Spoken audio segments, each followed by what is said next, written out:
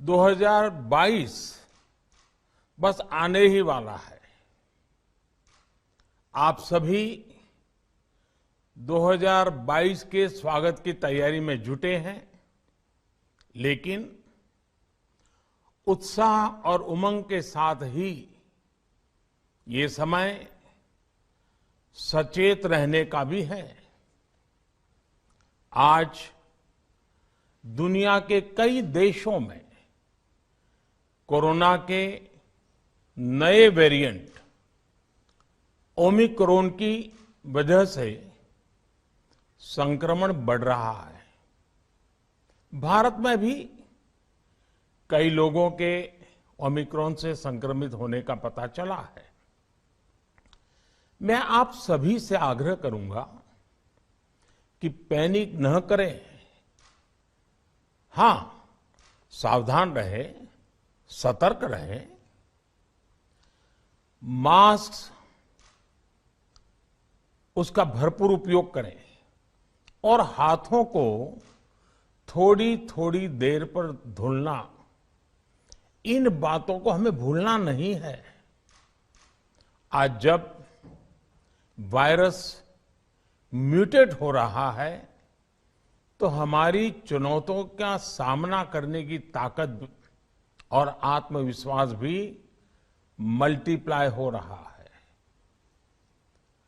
हमारी innovative spirit भी बढ़ रही है। आज देश के पास 18 लाख आइसोलेशन बेड्स हैं, 5 लाख ऑक्सीजन सपोर्टेड बेड्स हैं, 1,40,000 आईसीयू बेड्स हैं। आईसीयू और नॉन आईसीयू बेड्स को मिला दें तो 90,000 बेड्स विशेष तौर पर बच्चों के लिए भी हैं। आज देश में 3,000 से ज्यादा पीएसए ऑक्सीजन प्लांट्स काम कर रहे हैं। 4 लाख ऑक्सीजन सिलेंडर्स देश भर में दिए गए हैं। राज्यों को जरूरी दवाओं की बफर डोज तैयार करने में सहायता की जा रही है। उन्हें पर्याप्त टेस्टिंग किट्स भी मुहैया कराई जा रही है। साथियों, कोरोना वैश्विक महामारी से लड़ाई का अब तक का अनुभव यही बताता है कि व्यक्तिगत स्तर पर सभी दिशा निर्देशों का पालन कोरोना से मुकाबले का बहुत बड़ा हथियार है। और दूसरा हथियार है वैक्सीनेशन। हमारे देश ने भी इस बीमारी की गंभीरता को समझते हुए बहुत पहले वैक्सीन निर्माण पर मिशन मोड में काम करना शुरू कर दिया था।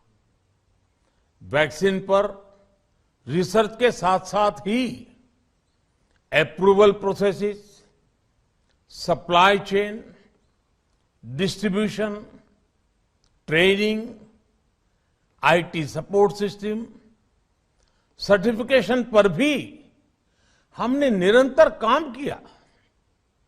इन तैयारियों का ही नतीजा था कि भारत ने इस साल 16 जनवरी से अपने नागरिकों को वैक्सीन देना शुरू कर दिया था। ये देश के सभी नागरिकों का सामूहिक प्रयास और सामूहिक इच्छा शक्ति है कि आज भारत 141 करोड़ वैक्सीन डोज के अभूतपूर्व और बहुत मुश्किल लक्ष्य को पार कर चुका है। आज भारत की वयस्क जनसंख्या में से 61% से ज्यादा जनसंख्या को वैक्सीन की दोनों डोज लग चुकी है। इसी तरह वयस्क जनसंख्या में से लगभग 90% लोगों को वैक्सीन की एक डोज लगाई जा चुकी है। आज हर भारतवासी इस बात पर गर्व करेगा कि हमने दुनिया का सबसे बड़ा, सबसे विस्तारित और कठिन भौगोलिक स्थितियों के बीच इतना सुरक्षित वैक्सीनेशन अभियान चलाया।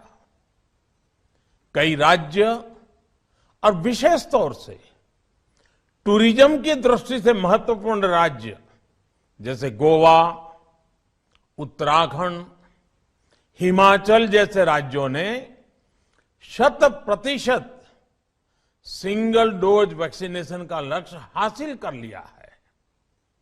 आज देश के दूर सुदूर गांवों में जब 100% वैक्सीनेशन की खबरें आती हैं तो मन को संतोष होता है। यह प्रमाण है हमारे हेल्थ सिस्टम की मजबूती का, हमारी टीम डिलीवरी का, हमारे हेल्थ केयर वर्कर्स के डेडिकेशन और कमिटमेंट का, और देश के सामान्य मानवी के अनुशासन और विज्ञान में उनके विश्वास का। हमारे देश में जल्दी ही नेजल वैक्सीन और दुनिया की पहली डीएनए वैक्सीन भी शुरू होगी।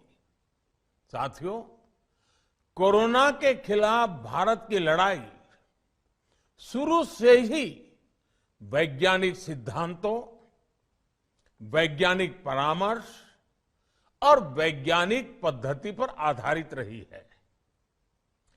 पिछले 11 महीने से देश में वैक्सीनेशन अभियान चल रहा है। देशवासी इसके लाभ भी महसूस कर रहे हैं। उनकी रोजमर्रा की जिंदगी सामान्य हो रही है। आर्थिक गतिविधियां भी दुनिया के कई देशों की तुलना में उत्साहजनक रही हैं। लेकिन साथियों, हम सभी जानते हैं कि कोरोना अभी गया नहीं है। ऐसे में सतर्कता बहुत जरूरी है। देश को सुरक्षित रखने के लिए, देशवासियों को सुरक्षित रखने के लिए हमने निरंतर काम किया है।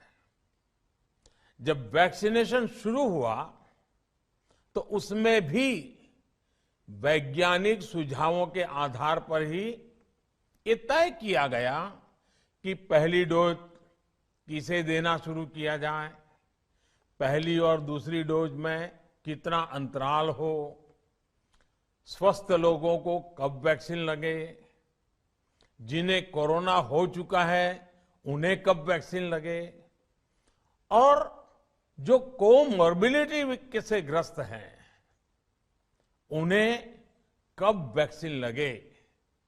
ऐसे निर्णय लगातार किए गए और ये परिस्थितियों को संभालने में काफी मददगार भी साबित हुए हैं। भारत ने अपनी स्थिति परिस्थिति के अनुसार भारत के वैज्ञानिकों के सुझाव पर ही अपने निर्णय लिए हैं।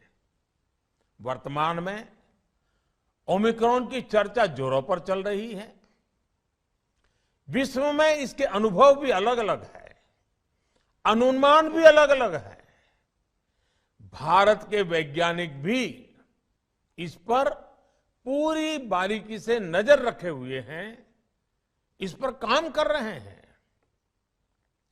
हमारे वैक्सीनेशन को आज जब 11 महीने पूरे हो चुके हैं तो सारी चीजों का वैज्ञानिकों ने जो अध्ययन किया है और विश्व भर के अनुभवों को देखते हुए आज कुछ निर्णय लिए गए हैं। आज अटल जी का जन्मदिन भी है, क्रिसमस का त्योहार भी है, तो मुझे लगा कि इस निर्णय को आप सबके साथ साझा करना चाहिए। साथियों, 15 साल से 18 साल की आयु के बीच के जो बच्चे हैं, अब उनके लिए देश में वैक्सीनेशन प्रारंभ होगा। 2022 में 3 जनवरी को सोमवार के दिन से इसकी शुरुआत की जाएगी। ये फैसला कोरोना के खिलाफ देश की लड़ाई को तो मजबूत करेगा ही, स्कूल कॉलेजों में जा रहे हमारे बच्चों की और उनके माता पिता की चिंता भी कम करेगा। साथियों, हम सबका अनुभव है कि जो कोरोना वॉरियर्स हैं, हेल्थ केयर और फ्रंटलाइन वर्कर्स हैं, इस लड़ाई में देश को सुरक्षित रखने में उनका बहुत बड़ा योगदान है। वो आज भी कोरोना के मरीजों की सेवा में अपना बहुत समय बिताते हैं। इसलिए प्रिकॉशन की दृष्टि से सरकार ने निर्णय लिया है कि हेल्थ केयर और फ्रंटलाइन वर्कर्स को वैक्सीन की प्रिकॉशन डोज भी प्रारंभ की जाए। इसकी शुरुआत 2022 में 10 जनवरी सोमवार के दिन से की जाएगी। साथियों, कोरोना वैक्सीन का अब तक का ये भी अनुभव है कि जो अधिक आयु वाले हैं और पहले से ही किसी न किसी गंभीर बीमारी से पीड़ित है, उन्हें प्रिकॉशन लेना सलाह योग्य है। इसको ध्यान में रखते हुए 60 वर्ष से ऊपर की आयु के कोमॉर्बिडिटी वाले नागरिकों को उनके डॉक्टर की सलाह पर वैक्सीन की प्रिकॉशन डोज का विकल्प उनके लिए उपलब्ध होगा। ये भी 10 जनवरी से प्रारंभ होगा। साथियों, मेरा एक आग्रह है कि अफवाह, भ्रम और डर पैदा करने के जो प्रयास चल रहे हैं, उनसे बचना चाहिए।